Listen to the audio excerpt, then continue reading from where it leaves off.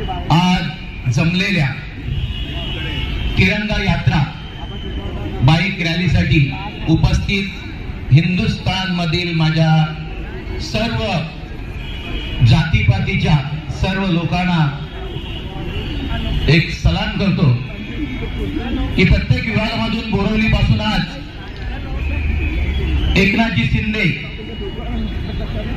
उपमुख्यमंत्री यांच्या माध्यमातून ही जी रॅली काढलेली आहे त्याला आपण उपस्थित राहिले. अतिरेक्यांनी जो भॅड हल्ला केला पहलगाम मध्ये आणि 26 पर्यटक हिंदुस्थानचे पर्यटक निरपराध नागरिक यांना जात विचारून मारलं. हिंदुस्थानी जवान यांनी घुसून पाकिस्ताना अड्डल लढवली, त्यांच्यावरती हल्ला केला, त्यांना नेस्त नाबूद केलं.